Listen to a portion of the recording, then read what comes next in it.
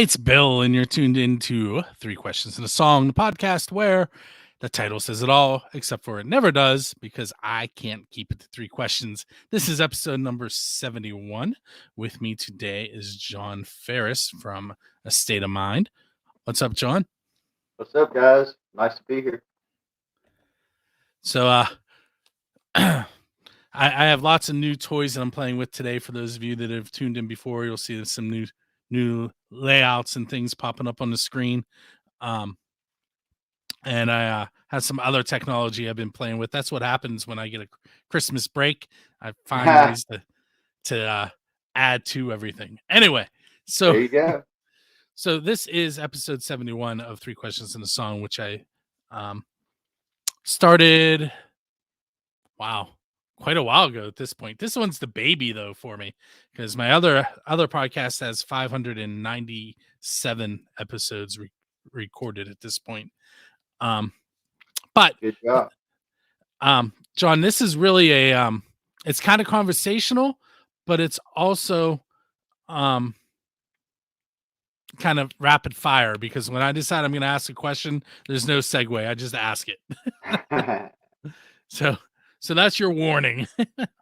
I have been warned. I'm good to go. All right. So in the last episode, we talked to Jesse Creechman, and when I gave him his homework assignment to check out your band, he came back with a question, which we'll get to later. But the one thing he mentioned was that everyone should check out your song Shattered, which you released in November. At least the video was released in November. And I watched it, and then I watched Nightmare, and then I watched a couple more videos, and then I went to your YouTube, and I was looking for more videos. And the one thing that I noticed is that the videos are all really well done. So my first part of this question is, who do you have making those videos? And the second part is, who comes up with the concepts for what goes on in the videos along with the songs and the lyrics? Okay, Nightmare. That was the first video we had done, and that was created by Cameron Paklavic in Houston. It was a fun shoot. I got to wear Joker makeup. He's my favorite character. I just love the Joker. So we did a whole shoot with just the Joker makeup, and then we did another shoot with the other makeup, with no makeup. And that whole idea came from me and Robert Arena, who was our drummer at the time. Nightmare is basically a song about addiction. You have an inner demon, and the Joker, I guess, is the inner demon part of the song that's always inside of you. That's the easiest way to explain that song. It's just a song about addiction. It's a road to nowhere, and you have to look at yourself in the mirror. What do you see? That's what the whole Joker is about. The next video we had done was Breath Away, and that was actually a live performance video from a whole shoot of a show. And Brian Mertz, he's the one that put that together for us, and he did a really good job on that. He also is the one that does all of our photography, all the good pictures that are on our Facebook page and anywhere else on social media where you see good professional pictures. That would be Brian Mertz. He also produced the Shattered video. His idea was to go dark on that. It was kind of a trip at first to see it, but when you see it all together with the music, it actually fits very, very well because Shattered is it's kind of a dark song. It came from a time in my life when my significant other decided she wasn't so significant anymore and left me with just a bag of trash. And it was actually written as a rap flow. It's just to be spit out in a rap song. But it never materialized that way. And when Robbie Grossheim decided he'd come up with some music, and those just laid right into it beautifully. And he actually wrote the second part of the chorus. The chorus is a two-banger. It starts out with a little pre-chorus, and it goes into the higher stuff for the second part of the chorus. Robbie Grossheim wrote those words, and I kind of tweaked them out for myself. But that's where those songs come from. I can't really get into much explanation about Shattered without getting beyond the PG-13 rating. If you had a significant other that wasn't so significant, you can understand. you mentioned Robbie, and Yes. Do you want to mention who's in the band with you now? I know you've been a band for a while, so I'm sure there's Yeah. been some lineup changes. Well, in '94 when we first started the band, it was Scott Peters was the original drummer, Mike Wright, the bass player, Robbie Grossheim, and myself. That was the band when we first started. In '95, we incorporated another guitarist, Doug Hayes, and I stuck strictly on vocals. I got off the lead guitar and vocals and just did vocals. And then we did our first cassette, '95. Uh, Me and Robbie went to another band called Stilt Skin for a little while. I took a hiatus for about 15 years. We got back together about 5 or 6 years ago with me and Robbie and Doug Hayes and Mike Wright. We had four original members, three original members, and one brought in, and then we had a drummer, Greg After Grove. Uh, then it was Robert Arena on drums, me and Robbie, Brett James, and John Cook. Brett James was our bass player. He passed away from addiction. He's the one that wrote the music to Nightmare. So that's his song basically. It's kind of a somber song to me because he played a show and then he passed away a week later. Uh, Now we are me and Robbie. We just got a new drummer. Our old drummer Robert Arena had some differences with us uh, creatively, and he went his own direction. So we've got a new drummer and we have a new bass player. We've taken a little bit of a break, getting everything together, a new jam space, and everything else. Barry Updegrove is our new drummer. Josh Smith is our new bass player. We still have John Cook as our lead guitarist, and I'm doing vocals and lyric writing. Robbie still writes the music and comes up with a lot of melodies. And we're working on our second release in the studio right now, Fall Away. I should be putting vocals down to that sometime this week. I'm hoping I'll get that call and get to go in and do it. Um, you mentioned that you work for a label. Do you want to tell us a little bit about the label too? Yeah, I work for Misanthropic Records, promotions and more, and what we do is promotions and more. Uh, Eric Leviathan has been a very good friend of me for the past couple of years that I've known him. I started out as an intern on the label, moved up into management. Uh, I've been with them for a while now, and through them, I've gotten a lot of PR. Zachary Moonshine with Metal Devastation Radio, Muse Boat Live channel. We come in 12th place last year for top songs of the year. We came in 12th, but too late. Uh, Man, there's so many people that I could thank. But Misanthropic has been the catalyst in all of this that's got us moving forward. He's given me great direction and great insight onto how to get through the music business and get recognized, get a little bit of attention brought your way. It's a lot of work and a lot of effort, but if it's a passion of yours and you love it, or when it rolls around on you, you see the payoff. Like right now, I'm having an interview, getting to tell people about my music, meeting new friends, meeting new fans, and have Misanthropic Records to thank for that. They got me started on this path, and they've been behind me the whole way. I had two Facebook pages disabled and deleted for copyright issues on my own music, community standards. So they helped me get my page numbers back up and helped me get back out there again. So they're good people to have. Check them out if y'all have time. Misanthropic Records. Eric Leviathan, he's got his own band, Misanthropic Torment. Uh, a lot of bands make statements when they sing. He has a good statement. Everybody needs to hear it. We won't get into that right now. But go check out Misanthropic Torment. That's my buddy's band.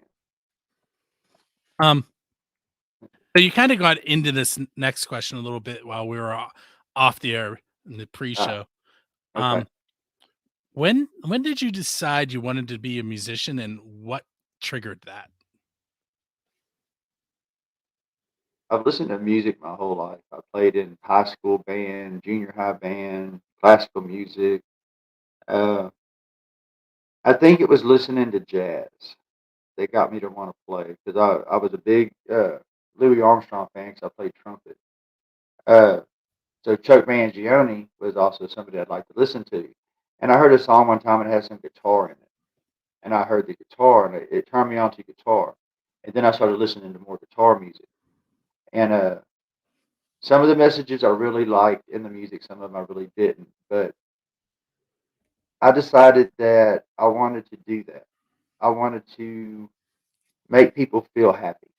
Wanted to give them something to look forward to at the end of the day, or be that one song that sticks in your head that gets you through some of the hardest times of your life. Because I know music, if it hadn't been for music, I might be sitting here right now, but I may not be sitting here right now. So, I mean, music saved me, and if I can reach out to other people and give them some light at the end of their darkness, that's what music is. That's what made me want to do it. I saw how it affected people. I knew how it affected me, and I wanted to share that. I wanted to be the catalyst for making somebody turn around and smile or feel happy about something in their life that maybe wasn't such a happy thing. But you face it, you move on, and you shine a light on it, and then it becomes something that you can deal with. So I wanted to be able to do that for people. I don't know if I do, but that is my goal. Um, we're gonna find out a little bit about your influences with this question. Um, you're headed out on a long trip and you're creating a playlist to listen to in the car. What bands are you going to be listening to? Dio, Black Sabbath, Iron Maiden, maybe some Mozart, King Diamond, Merciful Fate, Queensryche, Queen, Led Zeppelin, Black Sabbath with Dio, with Ian Gillan, with all Black Sabbath, all Dio. I mean, Rainbow. What was his first band? Elf. Yeah, I mean, I love Dio. Dio's got one of the most huge resumes, and he's always written good music, and he's one of my big inspirations. Between him, Bruce Dickinson, and Jeff Tate. Uh, yeah, my playlist would be full of that. And then to appease my guitar side of my playlist, it'd be Yngwie Malmsteen and Al Di Meola, uh, things like that. Just something to keep me pepping. We went out the other night and somebody was playing music on the jukebox, man, and I could have just fell asleep. A Metallica song came on, I get all energized. I'm sitting up having a good time, and then it's back to the other stuff. So Whoops. yeah, Little Halloween there for everybody. yeah, people come. Yeah, I got a buddy sitting outside. He'll get tired and say, "Come knock on the door." My wife will let him in. um, Well, Ashley's the guitar player that's out in my driveway right now. I told him I was doing this and I was going to be on. I wouldn't be available for a few minutes, but he came over anyway. I told him to come on and get on camera with me. No, I ain't going to do that. So he's not going to. Dude, come in the house.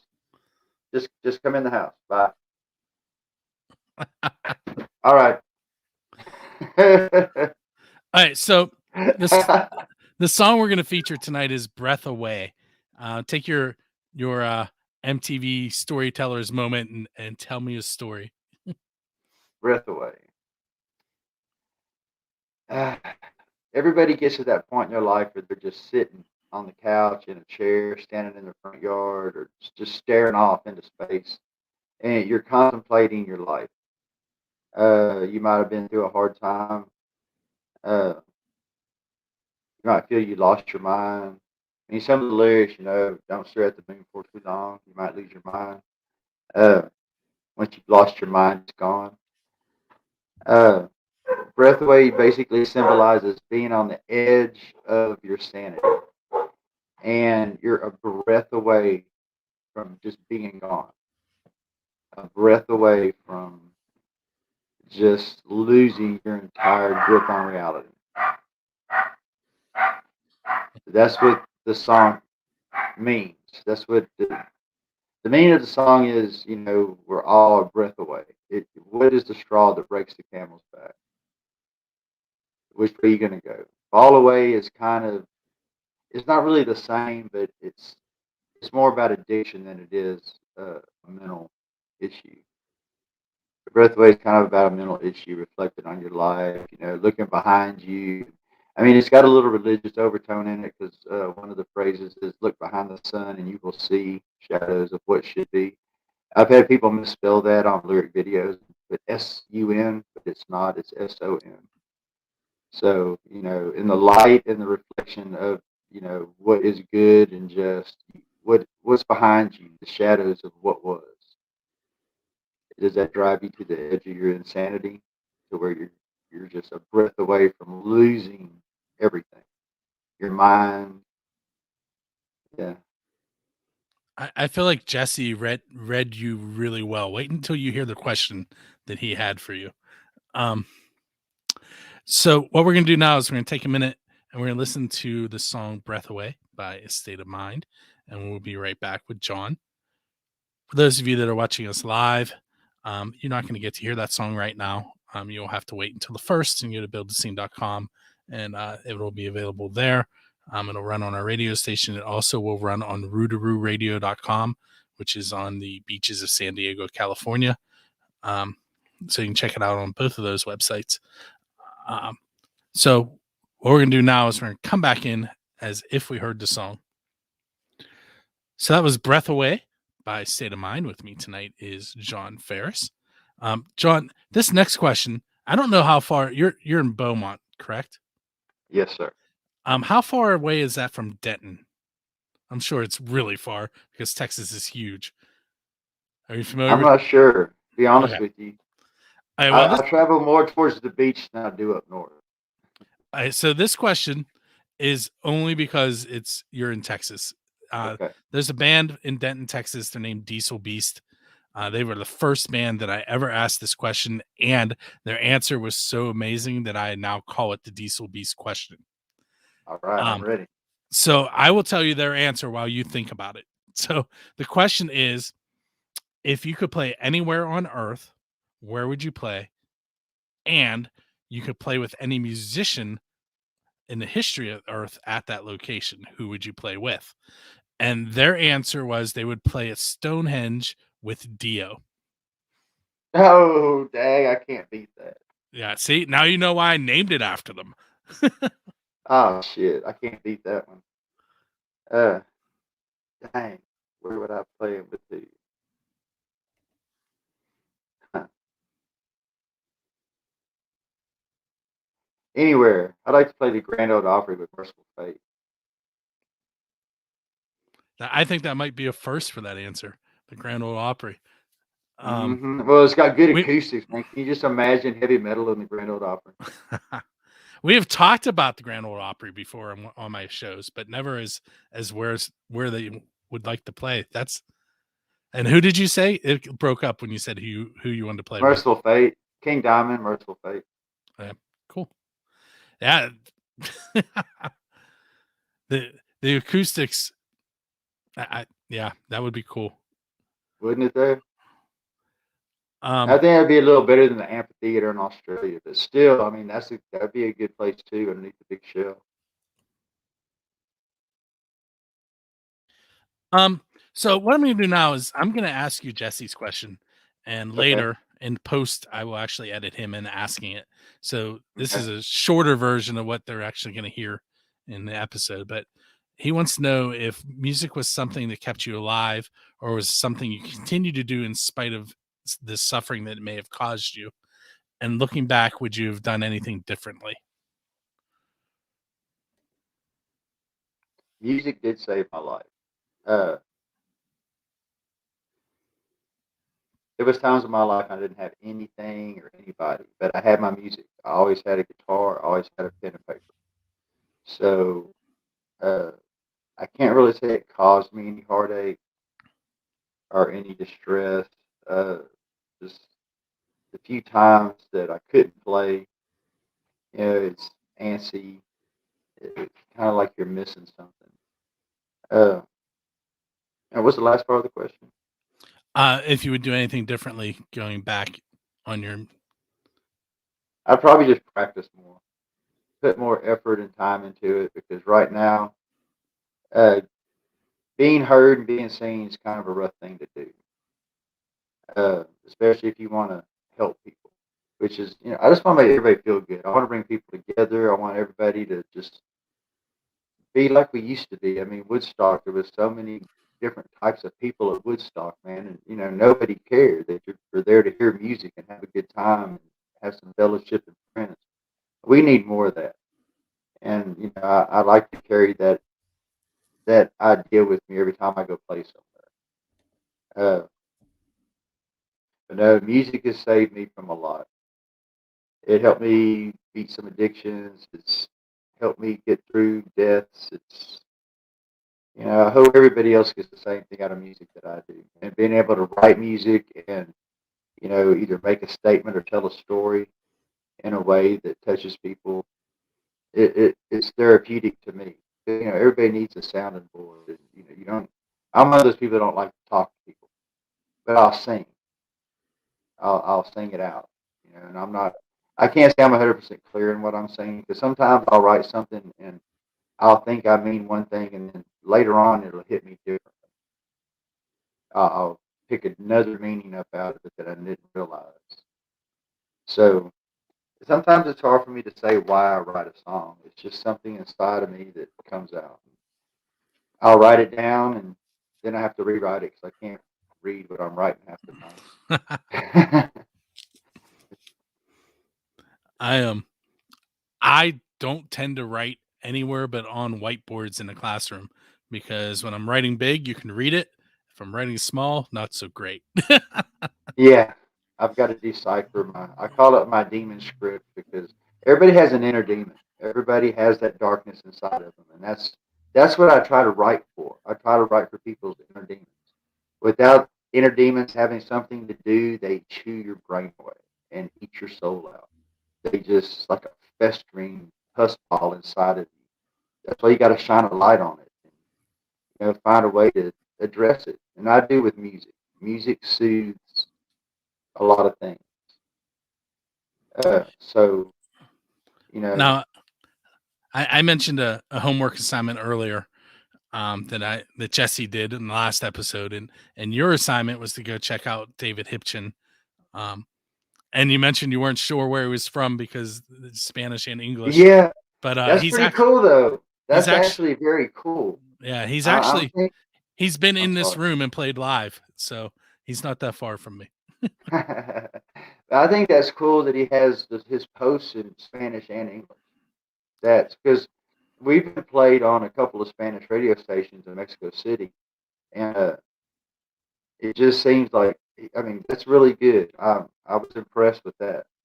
That one song I was listening to, Little Spaces, it's got a very familiar, warm sound to it. I like the tone of his vocals, and he kind of gets into it's almost a grungy kind of sound on some of his vocals, but it fits with the emotional content of what he's writing. My question to him was, what point in your life did you decide that you wanted to play music, and what led you to write what you write? Because I was noticing, your song "Little Spaces," it had a positive twist on it, an uplifting kind of. You were fine. Just give you some little space. You just need a little space, just a little space. Just I'm a poke in your eye. Just give me a little space.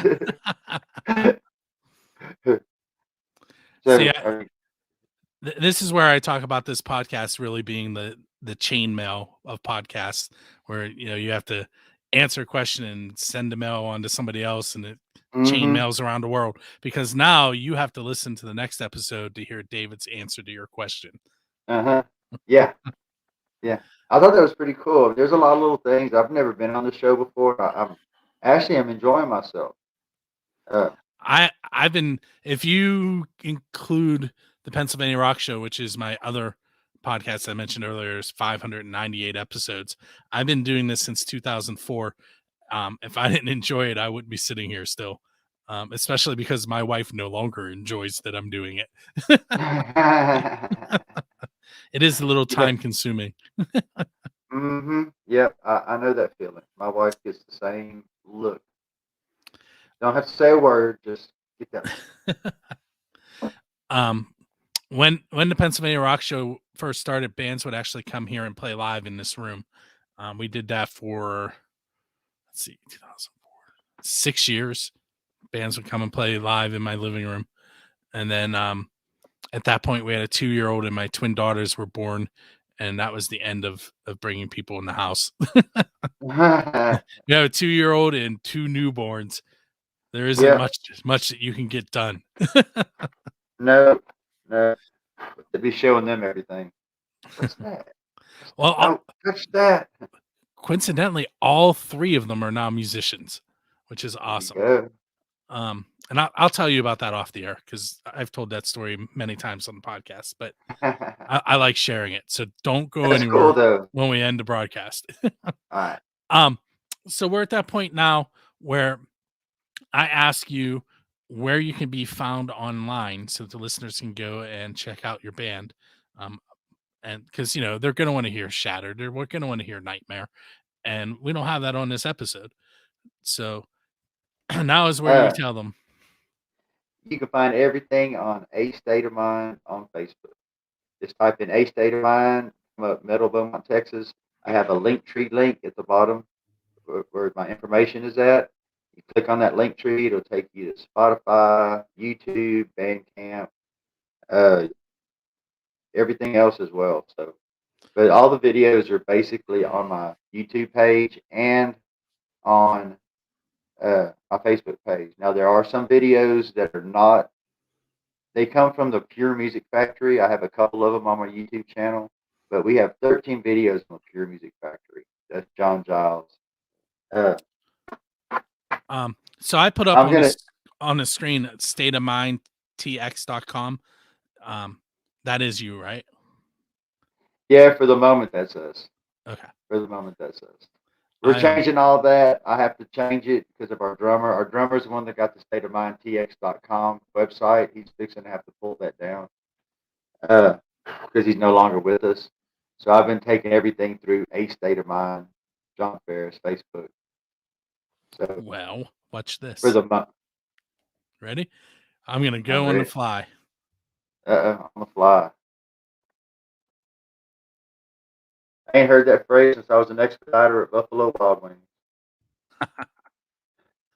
Here we On go. the fly. There. Hey, there you go.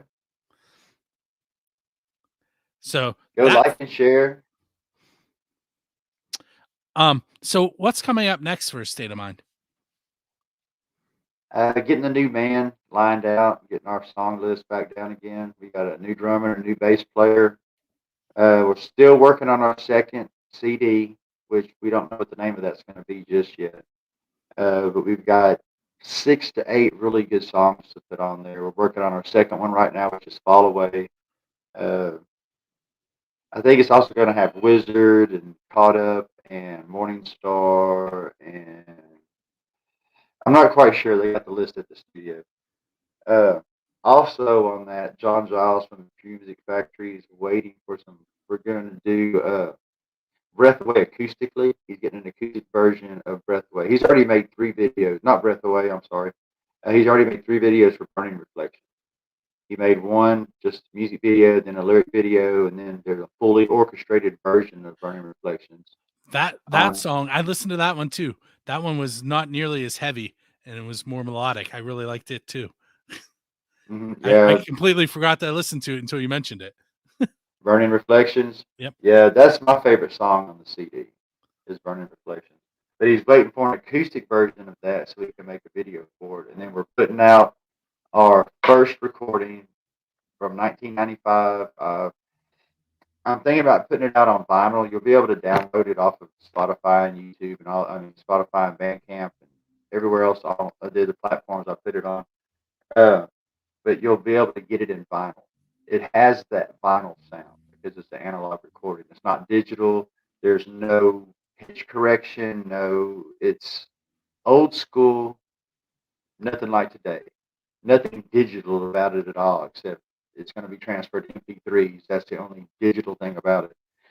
But it has that vintage vinyl sound. So I'm thinking we're going to make it available in vinyl as well. So, but it's got 2 of the songs off the first CD on it, War Dance and It's Too Late. The original versions were done in 1995, so they sound different than what we did in 2019. So we hope y'all enjoy that. And there's a couple of songs on there that have gone over really well. Caught in Time has probably close to 7,700 views on the Pure Music Factory right now. So for a 1995 recording that sounds like a record playing, that's not really bad. That's 1995. That was my senior year in high school, and right before I started working with local musicians. I started in 1996. Dang, I graduated in '82, so I'm old. It's only a number. Although I will tell you, recently I felt old. I had a big full beard, but it was real gray here. So now it's I shaved it down so you can't see it. Yeah, see, like that. Yeah, my wife thinks I shaved it because it got too bushy. That's not true. It's because there was too much gray and I couldn't take it anymore. Yeah. Real quick, Chris Yes, Thunderwolf sir. Dotson, who we were talking about earlier, is saying hello to us from What's up? Wolfscustoms.online. You can check him out. He and his wife Raven finish instruments, and They do very good at it. What's up, Chris? I knew he's been here for a while. He liked the video right at the beginning. He just now decided to comment though. We are actually at the end of the show. I'm going to pop up. We're still going to be able to talk, but I'm going to pop up an overlay that's going to cover us up, John. There it is. I want to thank you for hanging out with me tonight. You're very welcome. I enjoyed it. And if you're looking at this overlay, this is Todd Cheat, also known as Todd Porter from the Cheats. It's a punk band in Pittsburgh. And he's letting you know that you can find 3 questions in a song on the 1st and 15th of every month. And that the Pennsylvania Rock Show comes to you every Friday. And eventually, once we get a little more consistent with it, I will add Friendly Fire there. Friendly Fire is a live radio show that streams on xrpradio.co.uk. Oh, cool. And we play songs. We battle it out. We play songs, they play songs, and then there's a live chat box where they discuss what they liked and didn't like about each song, and then they vote on which song they thought was better.